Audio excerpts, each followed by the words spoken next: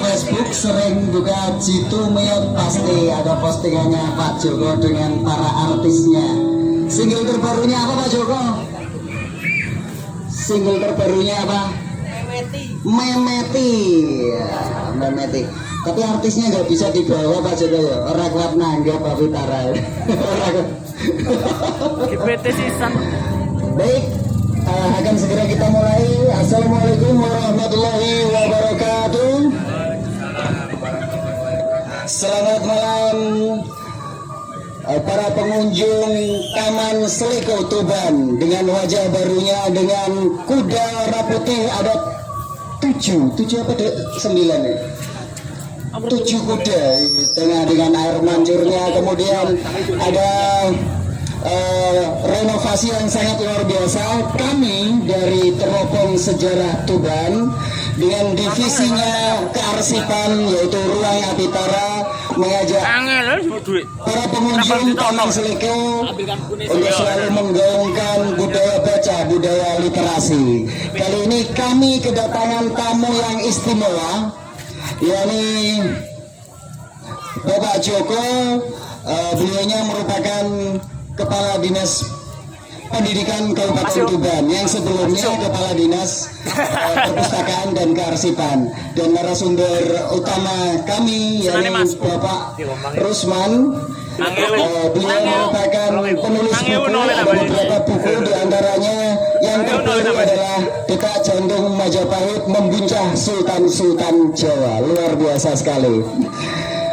Baik, para pengunjung Taman Seleko dan teman-teman sekalian komunitas yang ada di sini, kita akan 1 atau 2 jam ke depan kita akan ngobrol-ngobrol santai, sharing session bersama kedua narasumber saya. Tentunya akan dihibur oleh seniman kondang Kabupaten Tuban, Bapak Joko. Ada 2 Bapak Joko di sini. Sebenarnya 3, tapi yang 1 belum konfirmasi. Pak Joko DKT belum kelihatan. Iya. Baik, saya akan langsung memberikan waktu atau bertanya kepada beliaunya, Bapak Joko, Kepala Dinas Pendidikan Kabupaten Tuban, yang tentunya sudah menyempatkan waktunya di lapak jalanan kita, anak-anak jalanan semua Pak ini. Seperti ini bagaimana reaksi pemerintah, atau mungkin pesan, atau mungkin yang perlu kita lakukan oleh anak-anak muda ini. Terima kasih, monggo silakan. Bismillahirrahmanirrahim. Assalamualaikum warahmatullahi wabarakatuh. Yang saya hormati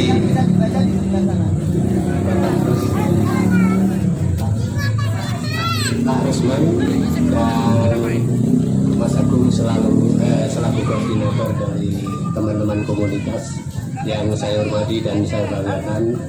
Marilah kita sejenak menundukkan kepala seraya memanjatkan puji syukur kehadirat Ilahi Robi yang malam hari ini kita masih beri kesehatan untuk mewajarkan di ruang terbuka saat ini. Istilahnya Ruang terbuka, aku ngomong hijau.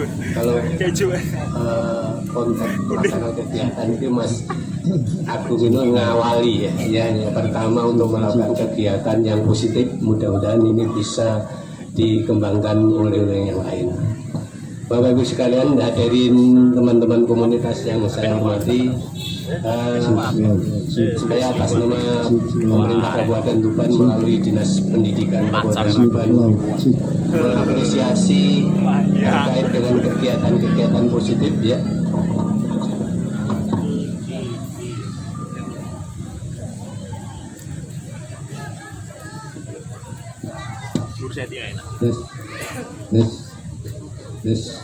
Yang dilakukan oleh teman-teman komunitas ini merupakan aspek yang sangat positif ya, dalam rangka mewujudkan program yang menjadi visi-visi Mas Bupati Tuban yang pada prinsipnya kita yang terkait dengan tugas kabupaten fungsi kami, masuk di misi ketiga, yaitu dalam rangka meningkatkan kualitas sumber daya manusia yang berkualitas dan terampil di Kabupaten Tuban. Nah, ini merupakan hal yang sangat sinergi ya, terkait dengan aktivitas kegiatan teman-teman di komunitas dan program pemerintah yang saat ini memang memacu terhadap program IPM yang saat ini masih diangkat. Dengan adanya kegiatan teman-teman terkait dengan kegiatan terkait dengan literasi, ini salah satu pendorong dalam rangka untuk mewujudkan hal tersebut. Maka dari itu saya mengapresiasi Mas Agung ini sudah mulai, saya di perpustakaan sudah mulai beraktivitas seperti ini. Kalau bisa tidak hanya seperti ini ya, nanti bisa sinergi dengan pemerintah, khususnya Dinas Pendidikan dan Dinas Perpustakaan yang notabene itu merupakan satu rangkaian yang harus sinergi, yang pada saat ini memang ditekankan dalam rangka untuk melaksanakan kegiatan itu dengan cara kolaborasi dan inovasi. Dengan ini teman-teman sekalian, tentunya kita akan untuk mensosialisasikan atau menyebar virus gerakan literasi ini dalam rangka mewujudkan visi misi bagi dalam konteks untuk meningkatkan kualitas sumber daya manusia ini. Tentu kita butuh kolaborasi dengan semua unsur, termasuk unsur yang internal di Dinas Pendidikan maupun eksternal, termasuk teman-teman komunitas yang memang sebagai pemerhati literasi maupun peningkatan kualitas pendidikan di Kabupaten Tuban. Untuk itu saya ucapkan banyak terima kasih, dan mudah-mudahan komunitas-komunitas seperti ini dalam upaya peningkatan kualitas penggiat literasi ini akan selalu terus bertumbuh ya di Kabupaten Tuban, sehingga percepatan dalam rangka untuk mewujudkan visi misi kepala daerah itu akan terwujud. Analoginya demikian, misalnya segala sesuatu itu kalau ditangani orang satu atau hal-hal yang jumlahnya sedikit, optimalisasi output itu akan berbeda kalau dengan jumlah yang banyak, yang sama-sama tujuannya yang sama-sama baik dalam rangka mewujudkan program yang sama. Itu akan outputnya dan outcome-nya akan lebih optimal daripada yang dilakukan oleh secara sektoral tadi. Maka dari itu kami mohon dengan tadi sudah mengawali di dinas maupun di pertemuan-pertemuan lain terkait dengan unsur-unsur pendidikan yang ada di pusat pembelajaran guru, ada kemarin di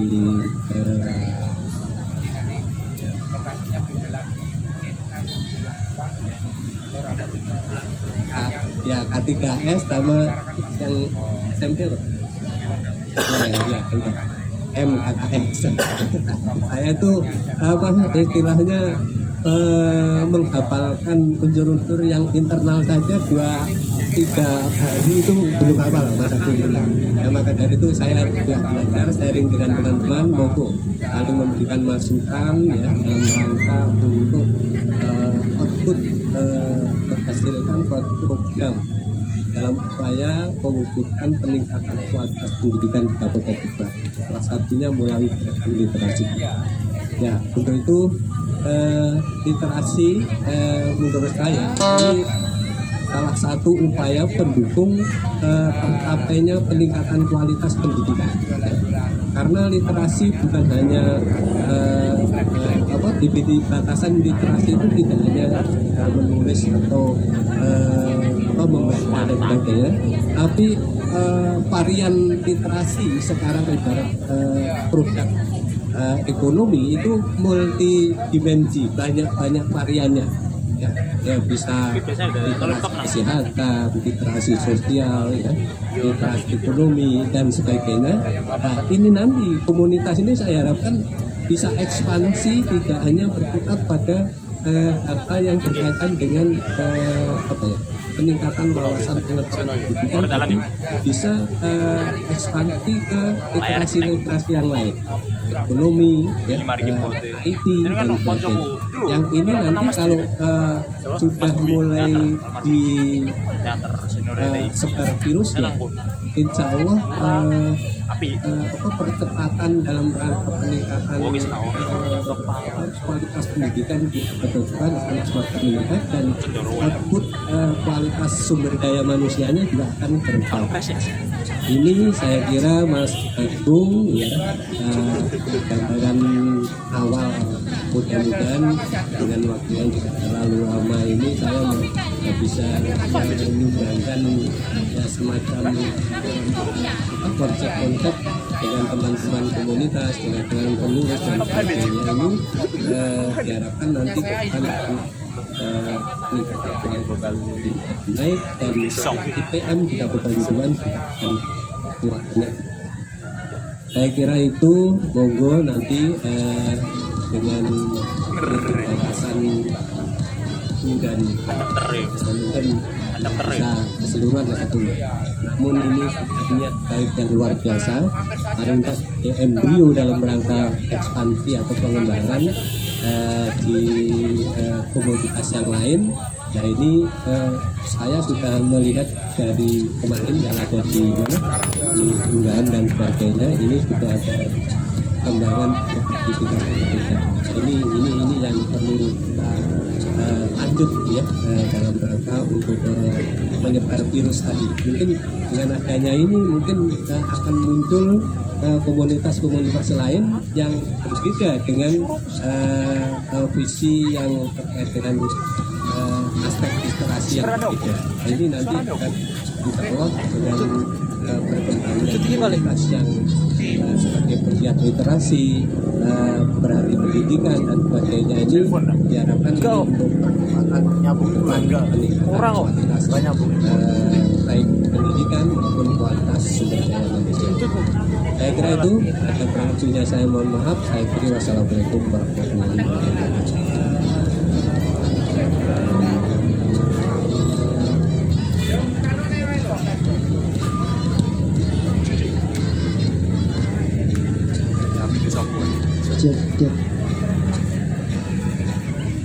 Terima kasih disampaikan kepada Pak Joko, luar biasa.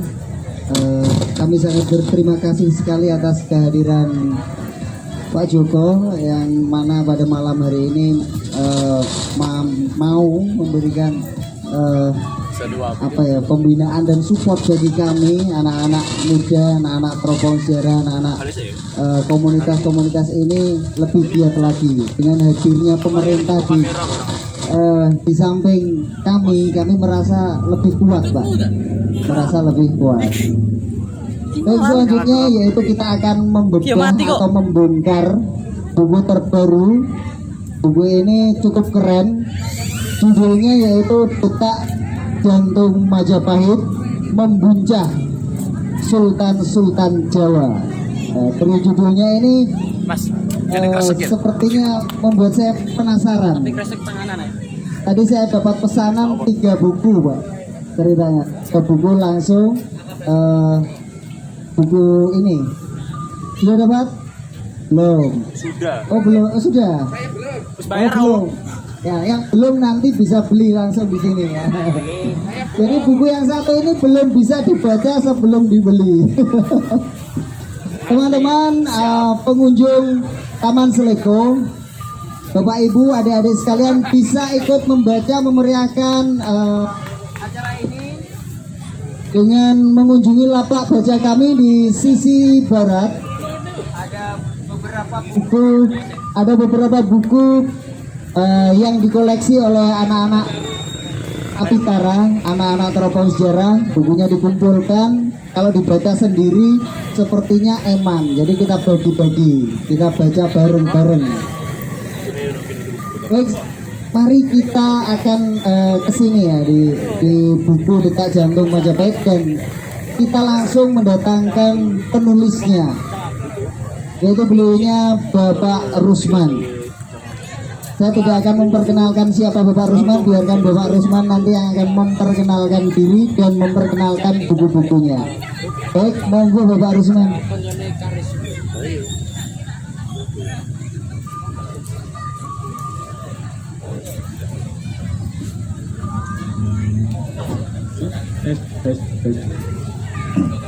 Terima kasih Mas Batu. Assalamualaikum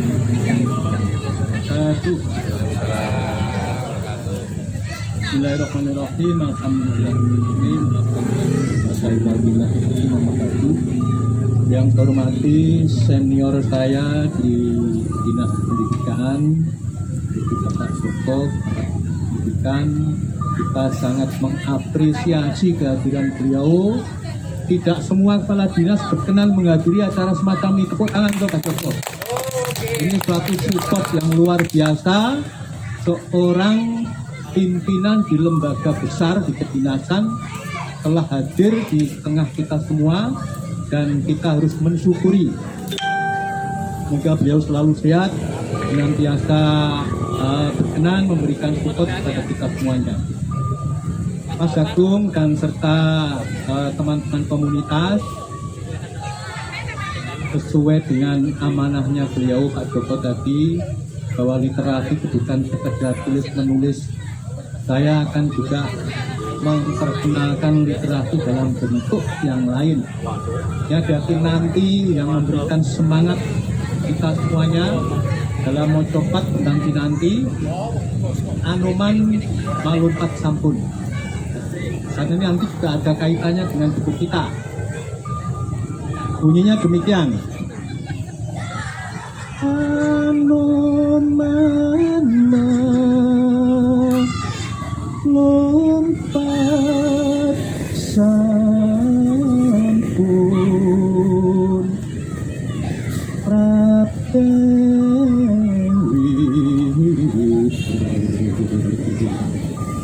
Nogosari.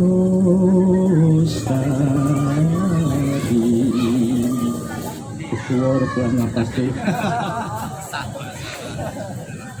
Ular angan dekat tinggal wanojo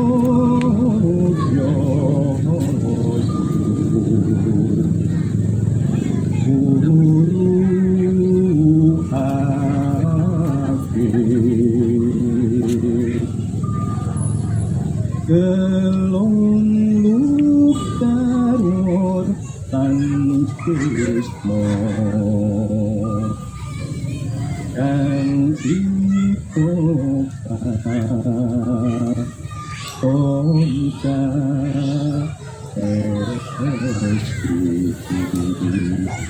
itulah pinanti Anoman mengabdi. Teman-teman sekalian, mengapa saya mengawali dengan pinanti ini? Karena pinanti ini memberikan amanah semangat yang luar biasa. Pengabdian seorang Anoman, walaupun itu wayang katanya, seorang Anoman kepada Ratu Gustinya Prabu Romo Widoyo. Ini tidak ubahnya seperti pengabdian Ronggolawe terhadap Ratu Gustinya juga, yaitu Prabu Raden Wisarya. Mengapa saya katakan demikian? Karena dalam buku ini awalnya kita mengawali pembahasan juga Ronggolawe. Bagaimana pengabdian Ronggolawe terhadap Ratu Gustinya, terhadap penegakan kerajaan Majapahit, yang pada akhirnya beliau harus tersingkir karena situasi dan kondisi politik. Mengapa demikian? Sebab sebetulnya keikhlasan Ronggolawe di dalam memperjuangkan negara Majapahit itu tidak sambung dengan apa yang telah diterapkan oleh seorang raja.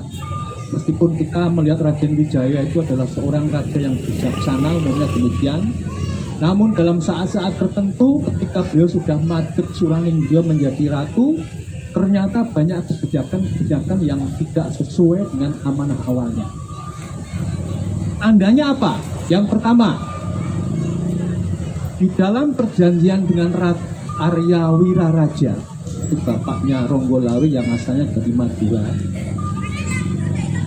Arya Wiraraja itu seorang ahli politik strategi sehingga mampu menelurkan Raden Wijaya menjadi raja.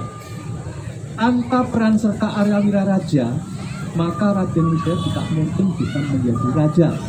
Mengapa demikian? Pertama, ketika Prabu Kertanegara itu diserang oleh Prabu Jayakatwang, semua pasukan yang Kertanegara itu mati, dikejar-kejar, maka yang bersedia menampung Raden Wijaya dan keluarganya itu adalah Arya Wiraraja. Ditampung di Madura sana. Nginep sampai berbulan-bulan.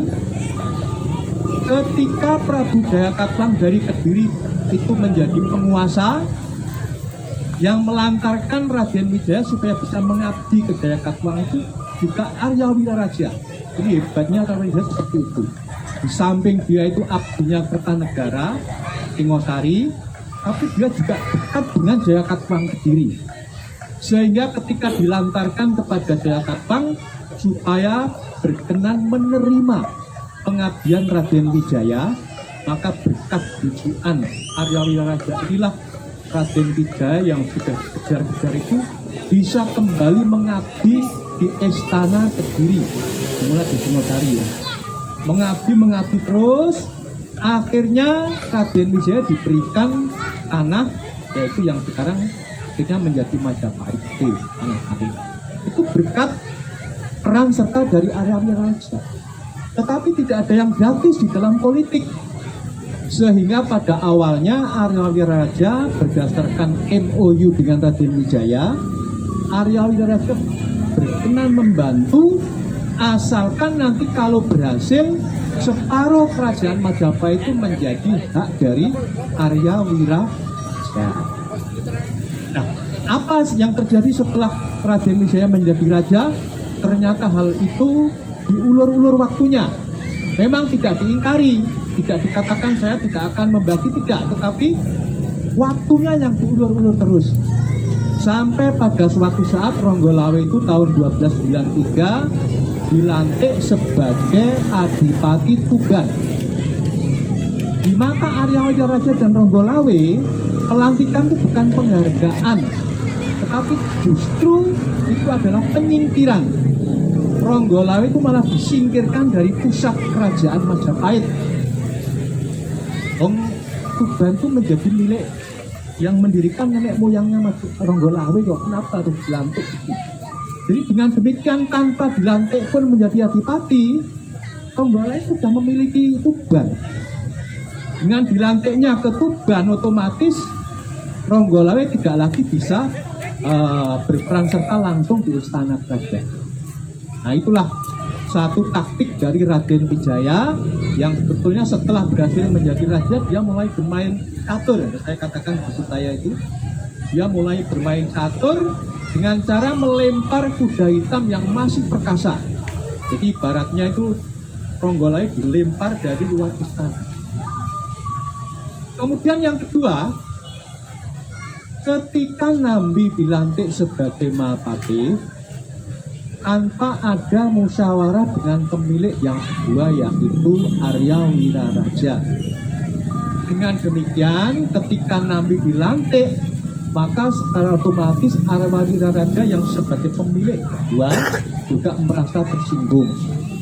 Ini saya katakan di dalam buku ini, Ronggolawe dalam manuver politik Raden Wijaya itu nanti ada.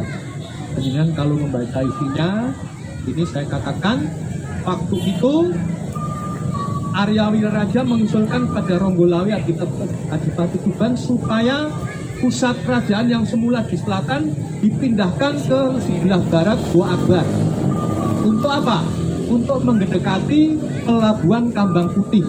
Nanti Arya Wiraraja sebagai ahli politik akan menggunakan Kambang Putih, pelabuhan besar, sebagai senjata untuk bernego dengan Raden Wijaya. Sebab Kambang Putih waktu itu, teman-teman sekalian, merupakan pelabuhan yang sangat besar. Satu-satunya pelabuhan antar negara milik Majapahit. Nah, nanti saya, insya Allah Pak Joko, saya merumuskan buku yang selanjutnya yang saya berikan judul insya Allah Serat Babat Tuban Kerajut Jejak Pelabuhan Kambang Putih. Nanti semua nanti ada di situ. Nanti kami sudah sekitar 70%. Nanti kalau sudah nanti akan kami launching dengan teman-teman yang lainnya. Semua ada di situ. Jadi pada waktu itu pelabuhan Kambang Putih yang besar itu bukan Majapahit yang membuat, tapi sebelumnya ada Erlangga, ada Prabu Darawata itu membuat. Majapahit tinggal mewarisi pelabuhan yang internasional yang besar yang ada di sekitar Bom sampai Wangsito. Itu adalah mantan atau bekas pelabuhan besar. Arya Wiraraja berencana untuk menggunakan Kambang Putih sebagai senjata untuk nego dengan Raden Wijaya. Tetapi tendangan penalti itu belum sempat ditembakkan, istilah saya seperti itu di buku ini.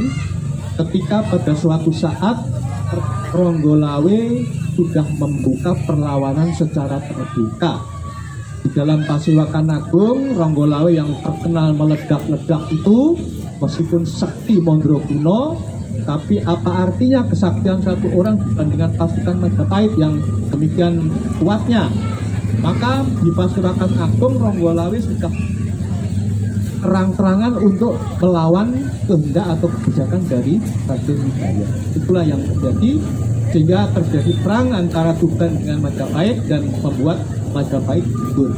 Itulah isi buku kami yang pada bagian pertama.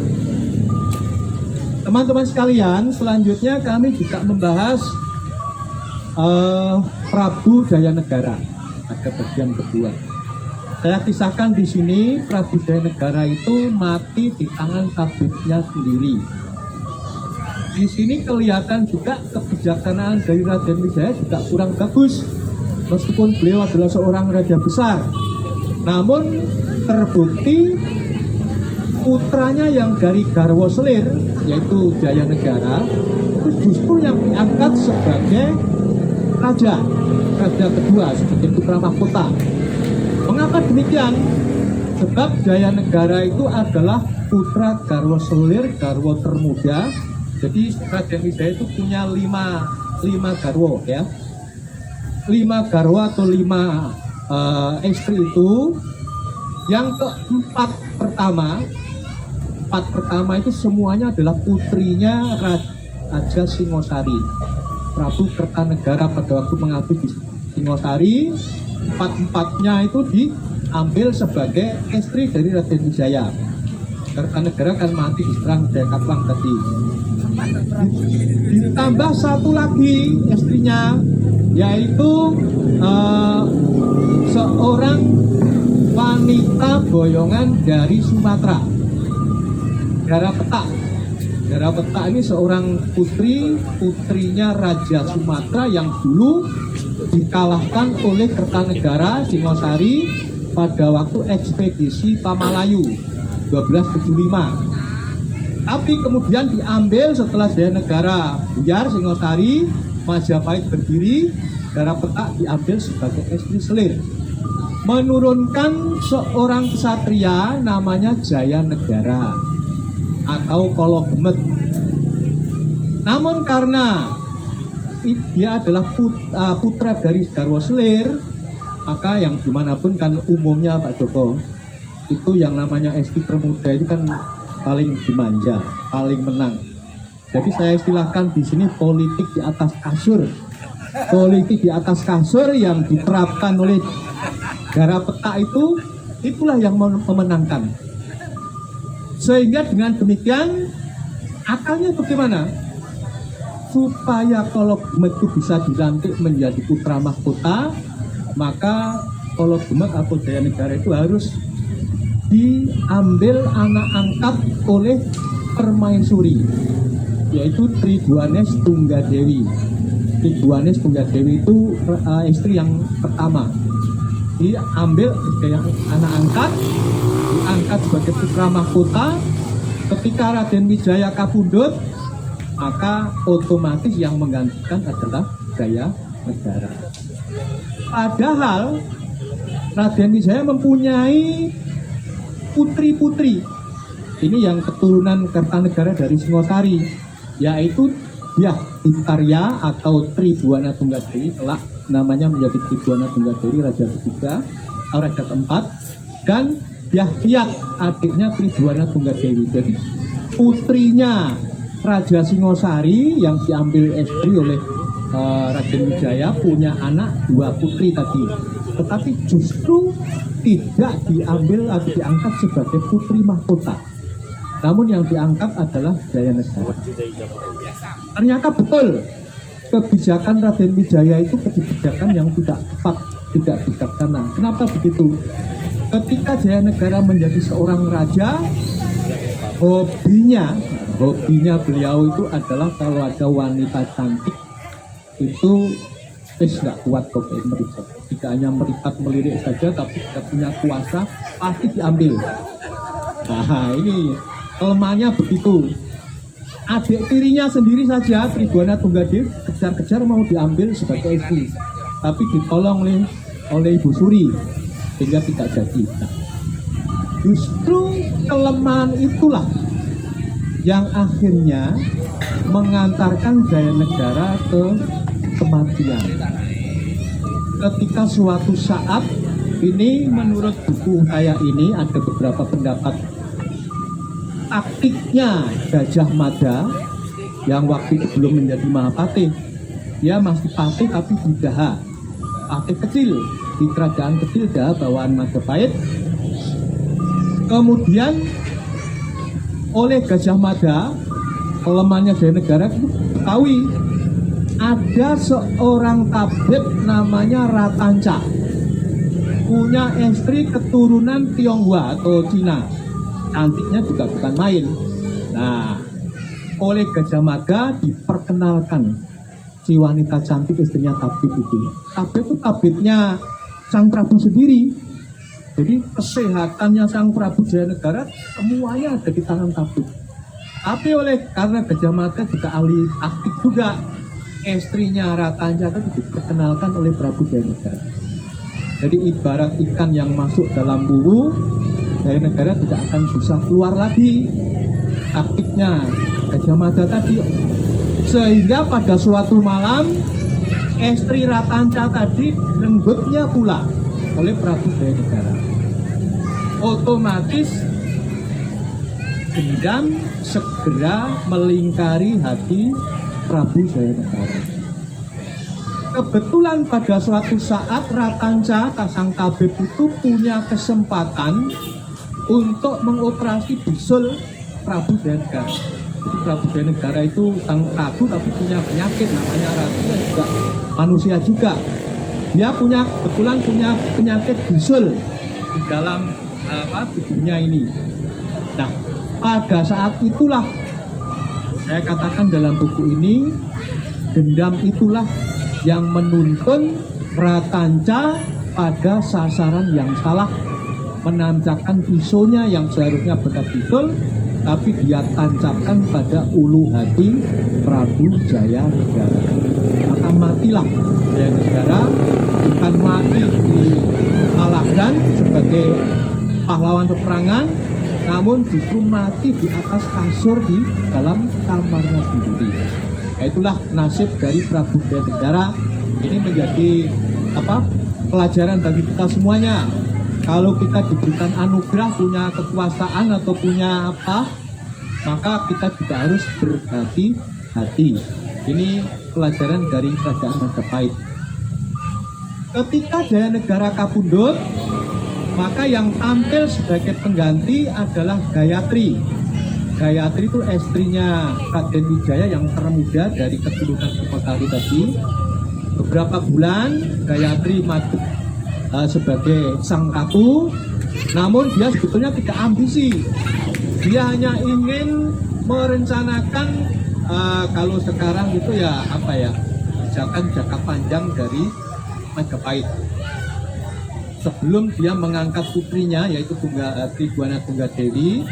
Tribhuwana Tunggadewi itu gini Pak Joko, beliau Gayatri itu khawatir kalau nanti anak saya yang putri ini menjadi raja, otomatis sulit mencari suami. Kayaknya begitu. Sehingga dengan demikian oleh Gayatri sebelum diangkat menjadi raja, Tribhuwana Tunggadewi dan Hyang adiknya, dua putri, itu dicarikan suami dulu. Akhirnya diadakan sayembara, ada Pangeran Cakradhara dan Pangeran Kudameta, itu penguasa Tumapel dan penguasa Wengker. Itu dua kerajaan bawaan yang sangat kuat. Ini juga taktik juga, memang di dalam hal ini tidak lepas dari taktik politik ya. Kenapa yang penguasa Tumapel yang dijadikan menantu untuk menangkal ketidakpuasan dari keturunan Singosari. Paling tidak ada potensi untuk memberontak, akhirnya diambil menantu. Kenapa Wengker diambil menantu? Karena Wengker yang pusat di Ponorogo itu juga punya potensi untuk melakukan pemberontakan. Akhirnya dua yang kuat itulah yang kemudian diambil sebagai menantu. Memang ada sayembara, tetapi sayembara itu banyak taktik saja. Siapa yang bisa mengalahkan Gajah Mada, dialah yang akan menang. Namun siapa yang bisa mengalahkan Gajah Mada waktu itu? Tidak ada. Nah, Gajah Mada ketika dua ksatria tadi yang mengalah. Itulah akhirnya Tribhuwana Tunggadewi dan adiknya Hyang itu punya suami, Kudameta dan Cakradhara. Cakradhara suaminya Dahditarya atau Tribhuwana Tunggadewi, kemudian Kudameta dari Wengker suaminya Hyang. Setelah kemudian mereka punya suami itulah baru kemudian Dahditarya diangkat sebagai Raja Majapahit yang keempat menggantikan ibunya. Pada saat Tribhuwana Tunggadewi diangkat sebagai raja, dia sedang Anggardeni. Siapa yang di dalam perut beliau? Ialah Prabu Hayam-Wuruk yang telah menjadi raja besar, mengantarkan Majapahit menguasai Nusantara yang masuk dalam kandungan. Kemudian pada saat itu, teman-teman semuanya, ada pemberontakan yang mau dilakukan oleh dua kerajaan kecil bawaan, yaitu kerajaan Sadeng yang ada di Jember sana dan kerajaan Keta yang ada di Panarukan. Dua kerajaan kecil ini adalah merupakan potensinya Majapahit. Potensi apa? Untuk kerajaan Sadeng di Jember itu adalah lumbung pangan, lumbung padi, pusatnya padi yang nanti akan menjadi kekuatannya Majapahit. Sedangkan kerajaan Keta Panarukan itu adalah pusatnya hasil perikanan. Dua-duanya ini kerajaan kecil yang punya potensi besar. Pada waktu akan memberontak waktu itu. Ketika kondisi akan diberontak itu, seorang mahapatinya namanya Aryatadah itu sudah tua sekali. Itu sudah mengabdi pada zaman Raden Wijaya, merasa tidak akan mampu meladeni pemberontakan itu. Dia mengusulkan kepada Bathara Sapta Prabu, itu Nyun Sewu. Kalau sekarang kan ada DPRD ya, kalau di Tuban kan ada DPRD. Raja Majapahit itu bukan DPRD tapi membentuk 7 orang yang menjadi bahan timbangan raja, namanya Bathara Sapta Prabu. Sapta kan 7 orang-orang 7 yang dipandang punya kewibawaan, kekuatan untuk dijadikan bahan timbangan. Kemudian ketika Aryatadah sang Mahapatih tadi mengatakan saya tidak akan mampu meladeni pemberontakan Sadeng dan Keta, maka saya mohon perkenan untuk mengundurkan diri. Saya mengusulkan Gajah Mada ini yang menjadi pengganti saya. Tetapi Bathara Sapta Prabu yang 7 orang tadi menyetujui asal, nah ada asalnya, Gajah Mada mampu mengalahkan kerajaan Sadeng dan kerajaan Keta. Gajah Mada sebagai orang yang punya cita-cita tentu saja menyanggupi juga Tetapi teman-teman semuanya, di balik semua itu ada yang namanya Rakembar, seorang ksatria juga, seorang pejabat juga di Majapahit yang selalu merasa iri kepada Gajah Mada. Jadi ketika Gajah Mada itu diberikan kewenangan untuk nanti memimpin perang ke Kasading dan kita, Rakembar tadi yang punya pasukan juga, Rakembar tadi mendahului, memotong peran Gajah Mada sehingga nanti Gajah Mada tidak akan bisa berperan dengan bagus. Tribuana Tunggadewi yang saat itu menjadi raja merasa ada satu kekuatan nanti terjadi semacam pro dan kontra, akhirnya sementara mengambil alih. Jadi Tribuana Tunggadewi itu orangnya itu cantik, lemah lembut, patuh kepada orang tua, patuh kepada leluhur. Namun beliau itu punya warisan ilmu yang namanya ilmu Cakrasewu, itu ilmunya Raden Wijaya. Ternyata ketika Gajah Mada sementara jangan memimpin, saya yang akan maju sendiri. Ternyata Tribuana Tunggadewi yang lemah lembut tadi dibantu oleh sepupunya yang namanya Aditya Warman mampu mengalahkan pemberontakan Sading dan kita. Itulah akhirnya semua pasukan itu diberikan hadiah termasuk Gajah Mada. Ketika Tribuana Tunggadewi mau cuti karena Anggar Beni tadi, maka beliau mengangkat Gajah Mada menjadi Mahapatih. Itu 1334 menjadi Mahapatih. Saat itulah Sumpah Palapa diucapkan oleh Gajah Mada. Di saat dilantik itu dia kemudian mengucapkan sumpah tidak akan makan ini dan sebagainya, ada semuanya di buku ini. Tetapi ternyata pengangkatan Gajah Mada sebagai Mahapatih itu ditentang lagi oleh Rakembar. Jadi ada musuh-musuhnya kecil. Nah, karena Rakembar itu selalu berusaha untuk membuyarkan persatuan dan kesatuan, apalagi program Persatuan Nusantara, maka Rakembar nanti dia dijatuhi hukuman mati oleh Prabu Tribuana Tunggadewi. Sehingga akhirnya Gajah Mada lancar dilantik sebagai Mahapatih. Nah, ketika itu kemudian terjadilah ekspedisi militer mengalahkan Bali, mengalahkan kerajaan-kerajaan yang ada di Jawa Tengah dan sebagainya. Namun di tengah pembangunan memperluas wilayah itu terdengar kabar Dewi Gayatri sang ibunda Tribuana Tunggadewi wafat. Sehingga dengan demikian Tribuana Tunggadewi juga mengundurkan diri. Itu tahun 1350.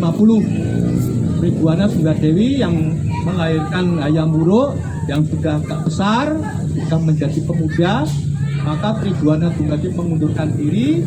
Siapa yang menggantikan? Yang menggantikan adalah putra kinasihnya, yaitu Hayam Wuruk. Hayam itu artinya ayam, Wuruk itu pelajar. Jadi ayam yang terpelajar. Perlu saya sampaikan teman-teman bahwa saya kok bisa mengatakan kalau Tribuana Tunggadewi itu cantik, lemah lembut dan sebagainya, itu bagaimana? Ada seorang seniman di Trowulan namanya Empu Purwadi, masih sugeng mbak sekarang, dia ingin mengetahui bagaimana tuh wajahnya Tribuana Tunggadewi, wajahnya Hayam Wuruk, wajahnya Gajah Mada. Dia akhirnya melakukan lelaku sampai berbulan-bulan, sehingga dia kemudian beberapa kali bertapa mendapat penampaan dari ketiga tokoh yang ingin ditemui tadi. Karena dia juga ahli melukis, maka yang ditemui tadi kemudian dilukis. Kemudian akhirnya kita tahu lah, oh wajahnya Tribuana Tunggadewi itu cantiknya bukan cantik, lembut, orangnya juga kalem, tapi ternyata di medan peperangan tangan yang lemah lembut itu bisa berubah menjadi guntur bagi lawan-lawannya. sampai di sini mungkin ada yang mau usul atau bertanya, saya bisa menjawab ya saya jawab. Semua masuk kepala Pak. Terutama tahun-tahun ini ya. Saya ini bukan Nun Sewu Pak Joko, saya ini bukan sarjana sejarah, bukan ahli sejarah, namun kebetulan saya punya hobi menulis gitu aja. Hobi menulis apapun, kebetulan saat sekarang ini konsentrasinya pada sejarah. Dan ibu teman-teman sekalian, sejarah itu bukan sekedar kisah raja dan kerajaannya saja. Sejarah itu adalah bukan sekedar kisah manusia dan para leluhurnya saja, tetapi sejarah itu adalah kemanusiaan itu sendiri.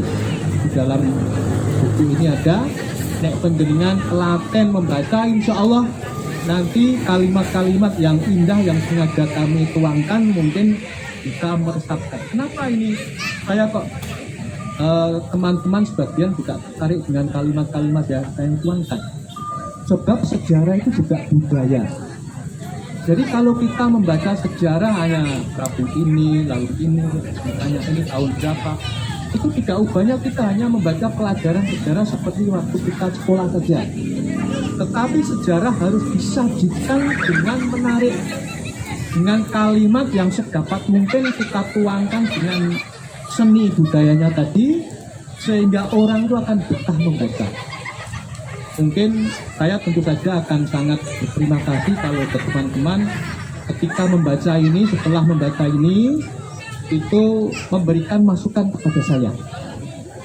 Memasukkan apa yang kurang, insya Allah akan menjadi pelajaran bagi saya untuk menuangkan di pelajaran berikutnya. Perlu saya sampaikan di sini bahwa buku ini tidak hanya sekedar beredar di Tuban dan sekitarnya saja. Tapi kemarin beberapa orang di luar kota sampai yang terjauh itu di kota Purwokerto, Banyumas, itu karena kami share di Facebook Pak Joko. Jadi dan kami punya grup-grup yang lain-lain juga di mungkin ya mencapai seluruh Nusantara grupnya itu Mas Tung. Dan kebetulan yang terjauh kemarin itu seorang pensiunan Pak ini, Putri juga pemerhati sejarah. Beliau juga ingin dikirimi, bahkan tiga judul ini minta dikirimi. Dulu itu pensiunan, tidak tahu pensiun guru atau apa. Baik, sebelum kami lanjutkan, barangkali ada sharing dari teman-teman pemerhati sejarah juga, sehingga nanti akan menjadi nilai tambah bagi saya. Kami persilakan. Teman-teman, Bang Osit, selamat datang jauh-jauh dari Lihat.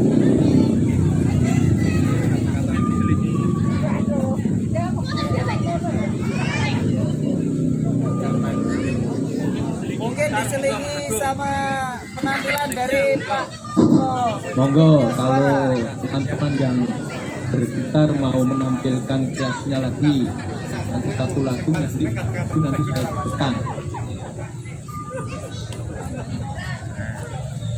Cukup?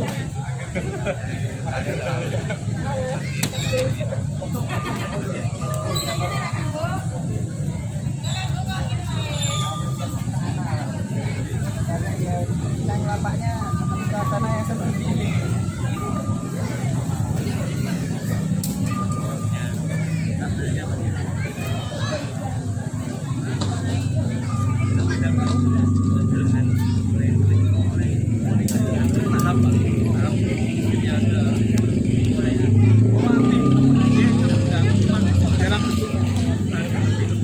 Terus. Terima kasih Pak. Jadi ini sangat luar biasa sekali untuk menginspirasi mungkin untuk generasi berikutnya. Jadi bisa saya sampaikan bahwa memang saya mencoba untuk meningkatkan atau penguatan gerakan literasi di Kabupaten Tuban ini. Salah satunya ya memang saya tadi mengatakan varian daripada literasi itu keanekaragaman, tapi embrio yang digunakan sebagai rujukan itu adalah apa saja varian istilahnya ekonomi dan